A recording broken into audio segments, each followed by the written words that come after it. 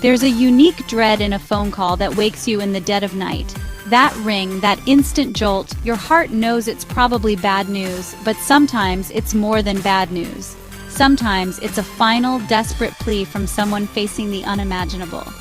Tonight, we're listening to the real voices of people who predicted their own deaths, calls that became chilling prophecies. These are not just stories, they are the last moments, captured in real time. Listen for the fear, the chaos, the hope fading away. Each call is a window into tragedy, a life ending, a prediction coming true. The details are graphic, the reality is raw. Prepare yourself.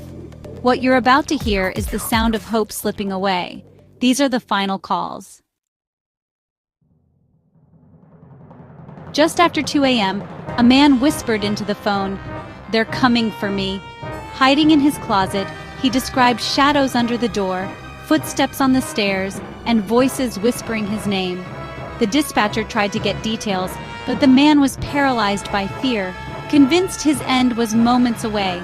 He heard the bedroom door creak, then silence, then a gasp. The line stayed open. Only silence remained. When police arrived, they found him dead in the closet. No signs of forced entry, no intruders, only the echo of his terror and a call that predicted his own fate.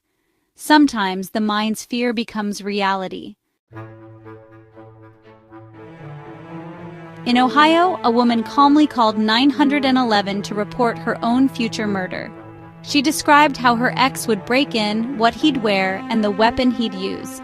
No threats, just a chilling certainty, a vision she couldn't shake. She declined police help, resigned to her fate. The next morning, she was found dead, exactly as she'd predicted.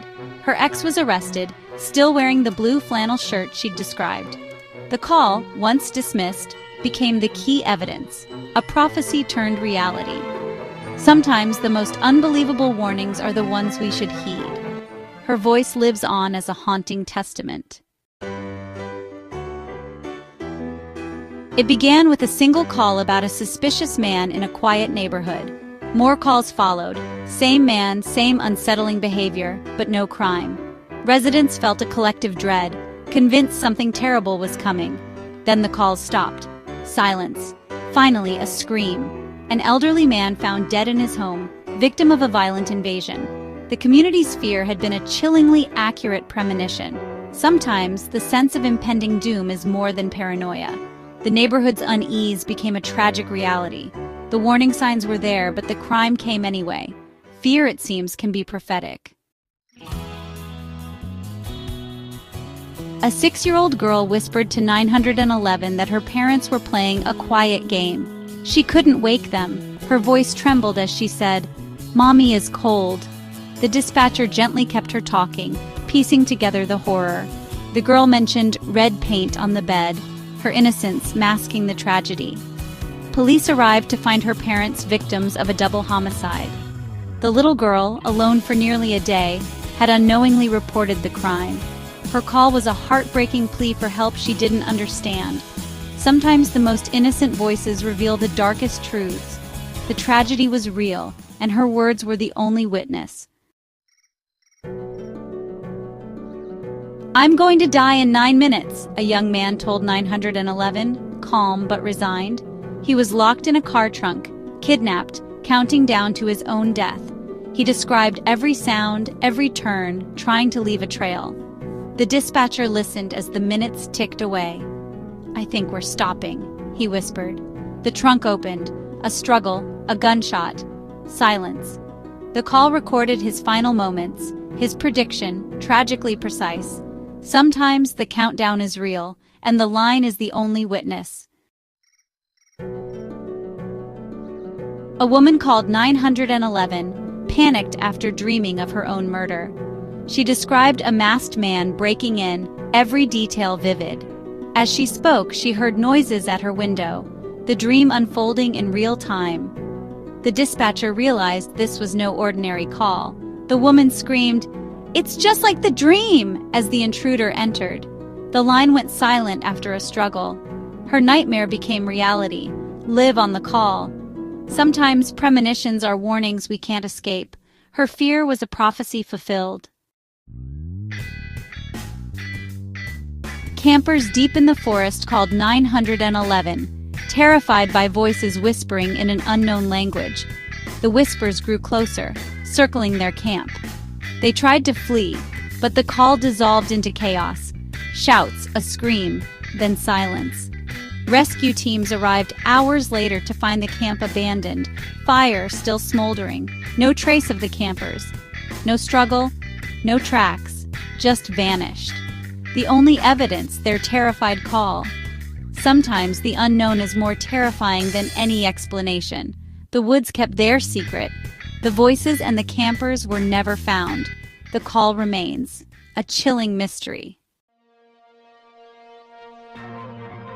A year after Frank's fatal car crash, his widow received calls of static and screams from his number.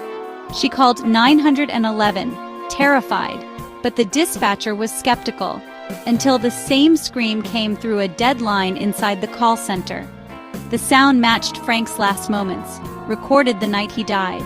Somehow his final scream echoed from a phone line that shouldn't exist. A tragedy replayed, a supernatural echo. Sometimes the past refuses to stay silent. The dead can call back, if only for a moment. The line between life and death is thinner than we think. After a fatal house fire, the victim's melted phone began calling 911 from the evidence locker. Each call was silent, impossible. The phone was destroyed. The detective told the victim's wife, who revealed her husband always feared dying alone and promised to call for help even after death. The silent calls were his final, impossible plea. Sometimes a promise outlives the person. The calls stopped, but the mystery remained. Even in death, some try to reach out. The line rang with a message from beyond. A teenage girl whispered to 911, hiding under her bed as an intruder searched her house. The dispatcher listened to her terror as footsteps crept closer. "He's in my room," she whispered, barely audible. The intruder's voice, "I know you're under there." A scream, a struggle, then silence. Police arrived too late. The phone still connected, recording the aftermath. The call became the only witness to her final moments. Sometimes, help is just out of reach. The line captured a tragedy it couldn't prevent. The silence at the end of these calls is the most haunting part. Each is an echo of a life, a final chapter cut short. These recordings are more than evidence. They're ghosts, lingering in the wires. For some, their last words were a desperate prediction, a plea no one could answer in time. From the man in the closet to the girl under the bed, these voices stay with us.